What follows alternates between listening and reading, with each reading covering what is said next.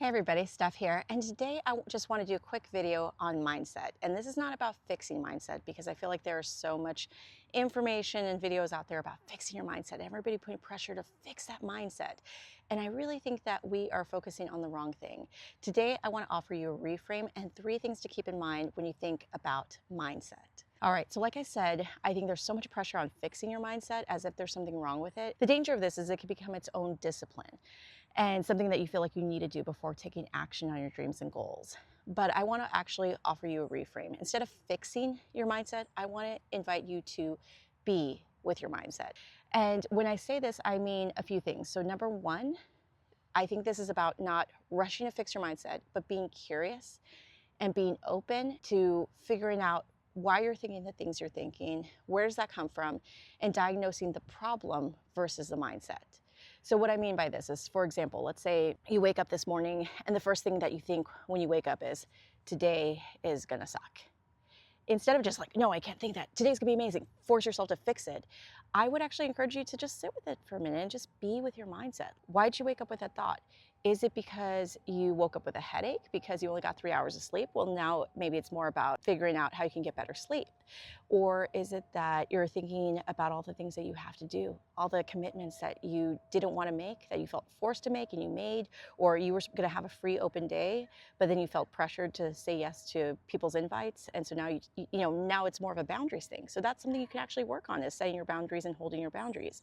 But I think sometimes when we rush to fix our mindset and just be positive, we miss out on those opportunities to actually diagnose the problem underneath. All right, so number 2 is about giving yourself space for your mindset.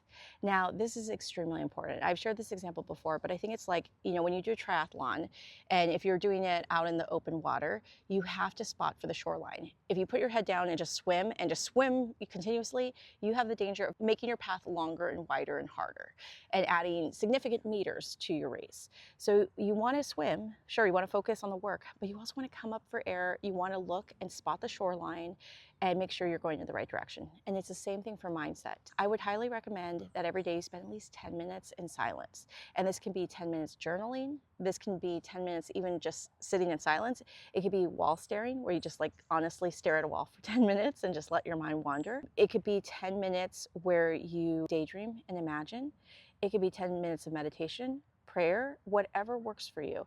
But I encourage you to spend 10 minutes of silence and 10 minutes thinking about your future.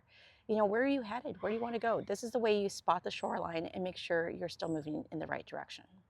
All right, so number 3, mindset is super important, but don't wait till you fix it before you take action. And this is, like I said, a danger, I think, with the idea of fixing your mindset is some people feel like they need to fix their mindset before they can move into action. And I don't think anyone ever fully fixes their mindset. I think it's something that we just are mindful of our entire lives, of just really wanting to ensure that our minds are focused on the right things and that we're moving in the right direction. It's just like learning a sport. So let's say basketball, for example. If you've never played a day of basketball and I just teach you, you read books, you watch videos, there's only so much you can do before you actually have to step on the court and learn. Because then when you step on the court, you take action, now that's new data for you to come back, step off the court, assess and pivot or strategically figure out your next step. It's the same thing with mindset. If you spend all day in the mindset, you never take action, you don't have something to apply it to. You don't have data to bring back to figure out, okay, where else do I want to fine tune my mindset? So you need both. So I would encourage you to not feel like you have to fix your mindset or spend hours fixing your mindset before you can take action. You can spend 10 minutes on your mindset, then you can start taking action and then figure out where the holes are and where you would want to fine tune moving forward. But again, it's not about fixing your mindset. It's about being with your mindset and letting it work for you. All right, so I hope this video was helpful for you today, and I'll see you tomorrow for another video. See ya.